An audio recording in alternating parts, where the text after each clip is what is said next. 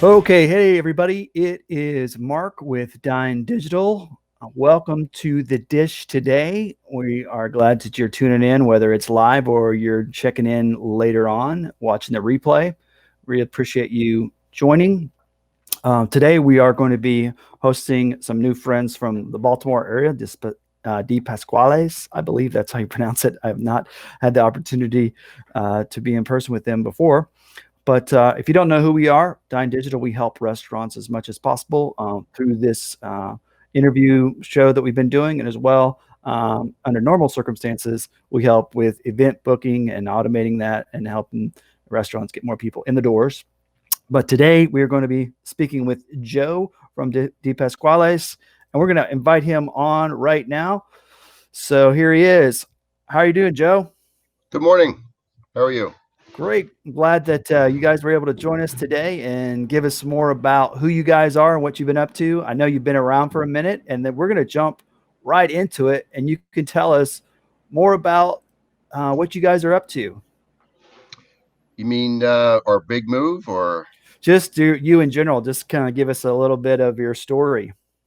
Well, I mean, we started in 1914. My grandfather started with a little Italian grocery store, and we moved one block in 1988 to a larger facility, and then we became a prepared food and catering and grocery and produce, and we have fine wines, and we became sort of like a destination market with a lot of specialty items. Nice, nice. So tell us a little bit. You said in 1914 is when you got started. You said, and that was your grandfather, correct? Yes, Luigi. Luigi, very nice. And any more of that story there about how it got started? Well, I mean, he came over when he was 14 years old by himself. Oh, wow. He went to work for the railroad company and spent a couple years there. He was a scout for the family. And then a couple of years later, his younger brothers came over, and they still worked for the railroad. But my grandfather just wanted to be his own business person, so he started a small Italian deli in a German neighborhood. I guess he thought he knew that other people, Italians, were coming, and he wanted to provide them with their essentials that they were familiar with in Italy. I love that story. I guess kind of the quintessential coming to America and making a life for your family. That's really nice. Yeah, I mean he then had he had six children, I believe. Yes, six children, and they all worked in the business. Of course, they were all born upstairs from where the store was. Oh, wow. No hospital. They had midwives. My father always told me that it cost $3 to have him delivered, Yeah. and because they're actually born into the business, I guess you would say, That's all of awesome. them. And then my brothers and sisters took it over.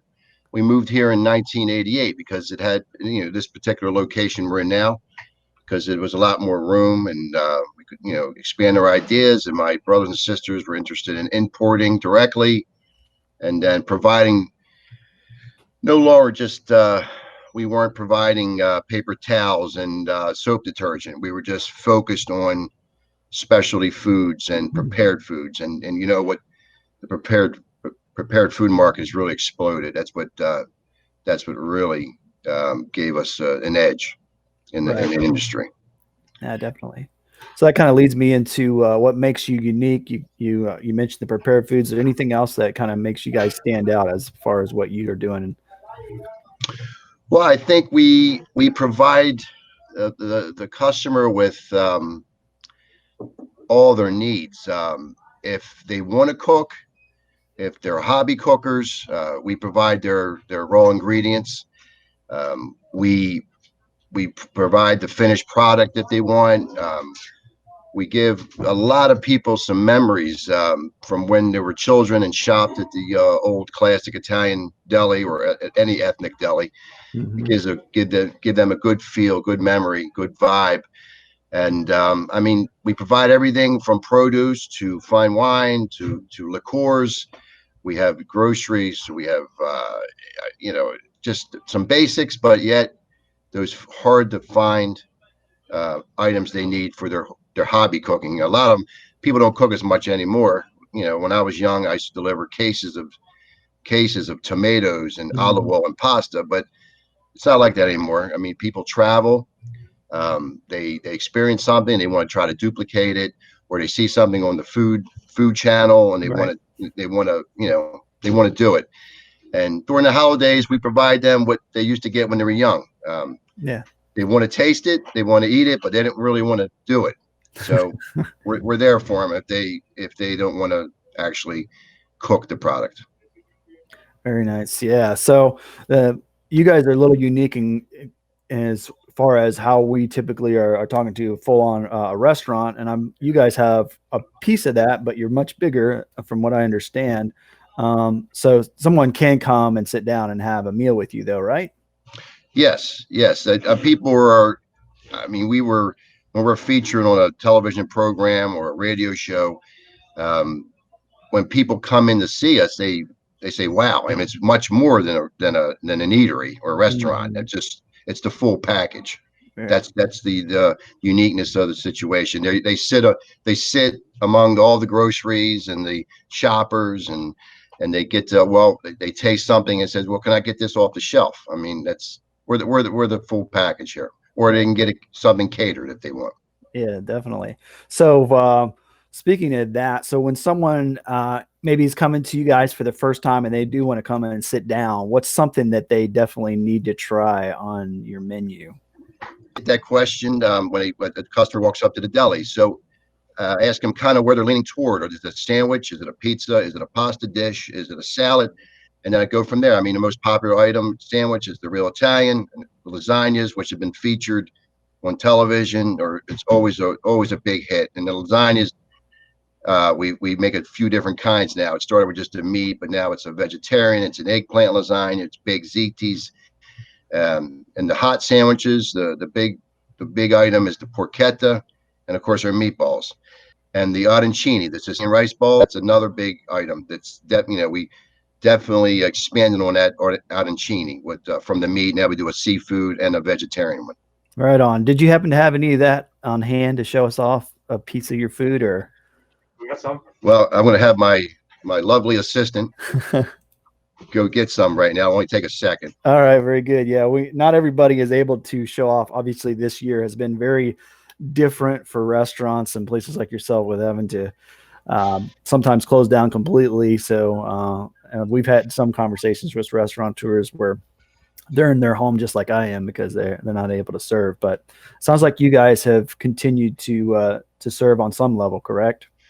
Yeah, we've been fortunate, a lot more fortunate than many people. We were allowed to stay open because of the market. Mm-hmm. There was no sit down dining. We lost all that. We lost a lot of catering because no one was having the functions, the graduations, and all that. Lost a lot of that, but we were able to sustain and adjust. We did some curbside, obviously, and a lot more carry out. We were built for carry out before. Mm-hmm. We didn't have to reinvent anything. We had the packages, and our food travels well. It's not a fine dining situation. It's fun food. Mm-hmm. A meatball sub, can travel well. So we were ready for that. We had no idea we had to be ready for that. We're just fortunate. And, we just, and our employees, we've been very lucky because they've been very dedicated. We took every precaution to protect them and their families. So we gave them all like their 14 days off to make double sure. So we've been, again, in that aspect, health-wise, everybody's okay.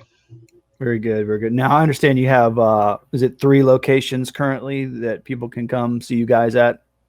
Yeah, we have the mothership, which is here in Highlandtown. Mm-hmm. We opened up a small deli called Mastallone's on Hartford Road, still in the city. It's a small deli, no sit down, but we do a lot of carry out and authentic Italian foods. And about 3 years ago, we opened up a place in Federal Hill on the water, and it's a small place, so they're not allowed to have sit down in there. Even the 25%, it's too crowded, even with the employees. But We've been very fortunate down there. They're working out of a window, a lot of carry out, and they're allowed to sit outside on the pier. So, and of course, if all goes according to plan, we'll be moving this operation to Canton, Brewers Hill area. Okay. We'll still be utilizing this facility to some extent. We'll be manufacturing some food here. We'll be doing some, transportation issue, delivery and warehousing.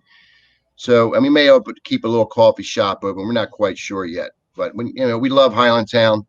I know it's only maybe 8 blocks from here where we're moving, but to some, that's a long walk. For a lot of our customers have been, doing business with us for like 3 generations. Right. That's awesome. So here's, huh? I'm sorry, here, I don't know how I could show you this. Yeah, there you go. This is the arancini. Nice. That's a Sicilian rice ball. Oh, It's wow. a risotto which has saffron, our homemade mozzarella, ground beef, and of course our tomato sauce. That's this was featured on the drive-ins, diners, and dives. He made us nationally famous with this arancini. I like it. This is our new hot item. It's a baked ziti, but it has stuffed with meatballs. Oh, wow. So you get your pasta, your cheese, and your meat all in one sitting. That's a hot item for us now. Very good. Yeah, definitely. You can eat that when you're on keto, right? Yes. I recommend it. I recommend throwing the keto out the door. All right. Very good. So when people are coming into town, maybe they're visiting Baltimore, what else should your guests go check out after they have a bite to eat with you guys? You mean around us? Yeah, something close by. Maybe that's well, we're in an art district. There are several galleries, just 1 or 2 blocks from here. 1 block from here, we just had a grand opening of Sally O's. It was a chef that put a lot of effort and a lot of imagination into this location. Not even a half a block from here. They went through a lot of issues, as you well know. They couldn't get their liquor license. Everything's backlogged. The weather has been lousy, 25%. So they fought through it, and now I think it's going to be smooth sailing from hopefully from here on out. And of course, we have the Venice Tavern. That's a classic. We have Hohen's Bakery. We have Matthew's Pizza. All those they're iconic Highlandtown kind of places. Oh, nice. Very good.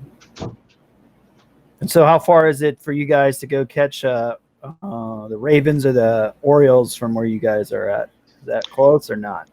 No, from our Federal Hill location, it's a walk. Okay. We actually feed the Ravens staff and when they're in season. And we used to feed the baseball players also. I'm trying to start that up again. Yeah. But it's a walk from Federal Hill. Nice. It's a nice walk, actually. It's through the nice section, all the stores and the shops and the bars. Very nice. Very cool. So, looking for some advice. If somebody came to you that wanted to start a restaurant, what kind of wisdom would you give to them about that? Don't do it. No, my grandfather told my father, and my father told me the same thing. It's tough business, I often said I can't make you millions, but I'll probably save you thousands if I talk you out of it. It's a high risk situation. We're lucky. We were a family foundation, and my father, owned this building. So we had a slump, 1 or 2 or 3 months. He helped us. Some people are not fortunate enough to have that situation. He always had our back and supported us. Restaurant industry is the toughest business. To me, the hours, the late night. We have relatively better, a little bit better hours because we close at a decent hour and have some kind of a family life. Right. But the restaurateurs, that's the toughest business, and I mean the market thing has saved us. I mean, I guess now when people are designing restaurants, they maybe should have a market section Right. just in case anything else happens like that, and you're able to stay open. But Right. Yeah, you the have to be online piece has been huge, right? That if someone can shift enough their business model to be able to do, the deliveries and online ordering and all that, they could, hopefully hold over until things get back to a little more normal. right, and that's the other issue. I mean, it's going to be a slow comeback because a lot of people, even though if they're allowed to come out, or they're a little hesitant, and so it's going to be a slow comeback. Right, right. So, what would you change about the restaurant industry if you could? Well, I mean, if I could, I don't know. I think there's a lot there's a little too much probably fine dining. Everybody wants to be the high end style. I think maybe they should gear toward the fun food, the casual food. People don't want to be intimidated when they go out. I think they want that moderately priced bottle of wine.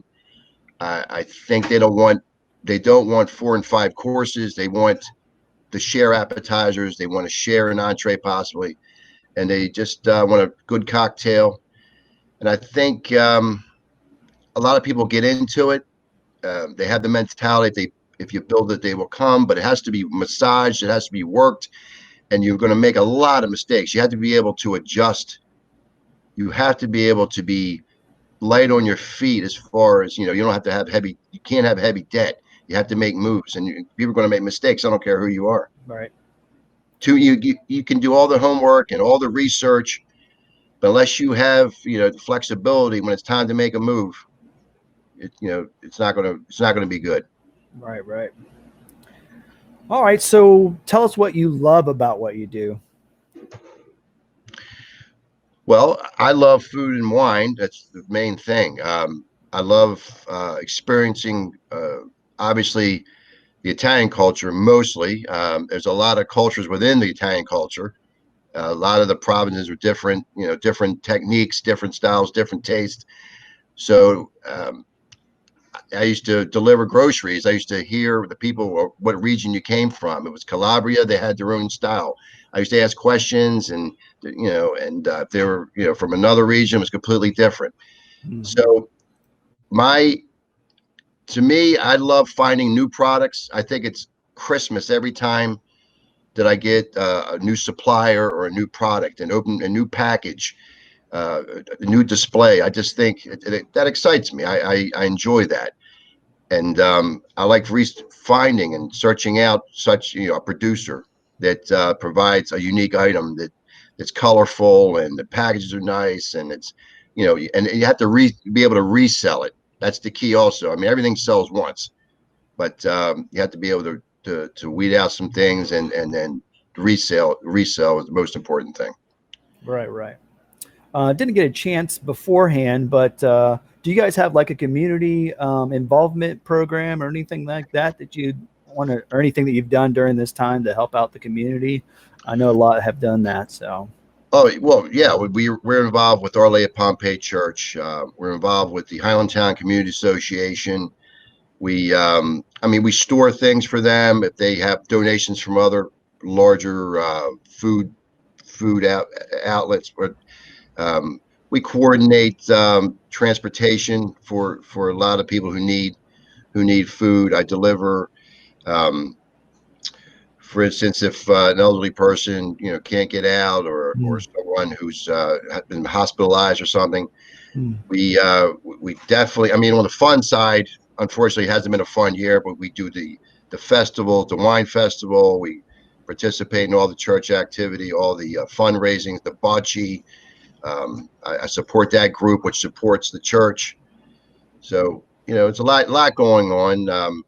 It's a little bit different. I mean, now it's not fun like a back, like a fundraiser, and it's a yeah. little bit more serious and a little bit more precise, and Mhm. obviously it's a little more needed. Right. Is that So something if people go to your website, they can get more information on your organizations you help out with, or just Oh, absolutely. okay, Absolutely. yeah, we got let's go ahead and show that now on the screen here. So down at the bottom of the screen for the viewers, there's the Instagram of DiPasquale's, which is DiPasquale's _ Italian _ market. So you can find them there, and also their website, which is DiPasquale's.com. So just like he mentioned, you can see more about their community involvement and everything, the different locations, all that can be found on that website. So kind of as we're wrapping up here, did you have a pro tip for cooking for our viewers to learn some at home that they could do to make their food taste a little better? Olive oil and garlic. That's like the staple. I mean, you could saute it. You can, good with pasta, just a good olive oil, um, garlic and onion, and just have those staples. And you can coat, pasta. You can dip with the bread in it. Doesn't matter. Just have those readily available.